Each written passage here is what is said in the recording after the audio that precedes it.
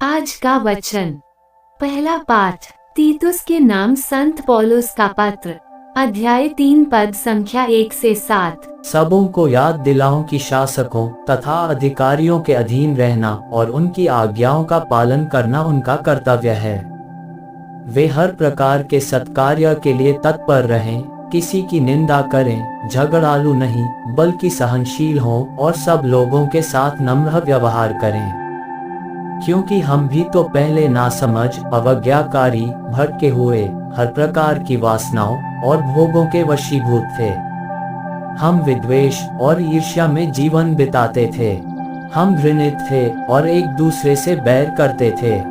किन हमारे मुक्तिदाता ईश्वर की कृपालुता तथा मनुष्यों के प्रति उसका प्रेम पृथ्वी पर प्रकट हो गया। उसने नवजीवन के जल और पवित्र आत्मा की संजीवन शक्ति द्वारा हमारा उद्धार किया। उसमें हमारे किसी पुण्य कर्म के कारण ऐसा नहीं किया, बल्कि इसलिए कि वह दयालु है। उसने हमारे मुक्तिदाता ईसा मसीह द्वारा हमें प्रचुर मात्रा में पवित्र आत्मा का वरदान दिया, जिससे हम उसकी कृपा की सहायता से धर्मी बनकर अनंत जीवन के उत्तराधिकारी बनने की आशा कर सकें। यह प्रभु की वाणी है।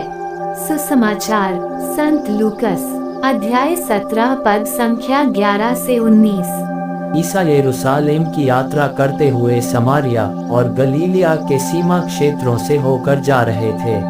किसी गांव में प्रवेश करने पर उन्हें 10 कोढ़ी मिले, जो दूर खड़े हो गए और ऊंचे स्वर से बोले, ईसा गुरुवर, हम पर दया कीजिए। ईसा ने उन्हें देखकर कहा, जाओ और अपने को याजकों को दिखलाओ। और ऐसा हुआ कि वे रास्ते में ही निरोग हो गए। तब उनमें से एक ये देखकर कि वह निरोग हो गया है, ऊंचे स्वर से ईश्वर की स्तुति करते हुए लौटा। वह ईसा को धन्यवाद देते हुए उनके चरणों पर मुंह के बल गिर पड़ा, और वह समारी था। ईसा ने कहा, क्या 10 निरोग नहीं हुए? तो बाकी 9 कहाँ है? क्या इस परदेशी को छोड़ और कोई नहीं मिला जो लौटकर ईश्वर की स्तुति करे?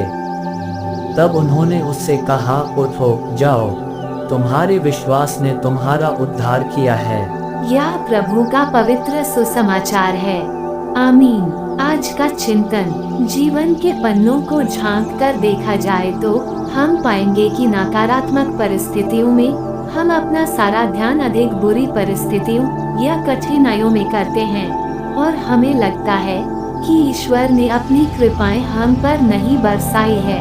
पर यदि जीवन में घटने वाली अच्छी घटनाओं पर मनन चिंतन किया जाए तो हमें ये समझ आ ही जाएगा कि ईश्वर के प्रति हमारी छवि कितनी गलत है।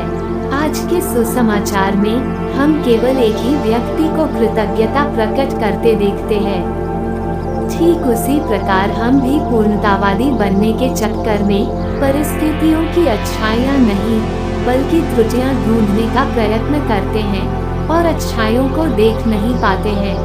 आज हम ईश्वर के प्रति कृतज्ञ होने का प्रयत्न करें, न केवल अच्छे समय के लिए बल्कि बुरे समय के लिए भी, क्योंकि धर्म ग्रंथ हमें कहता है कि हर परिस्थिति में हम ईश्वर को धन्यवाद दें, क्योंकि हम सभी जानते हैं कि ईश्वर अपने लोगों के लिए सब समय अच्छा करता है। इस तरह हम हर परिस्थिति में अपनी अच्छाई ढूंढ सकते हैं। आमीन।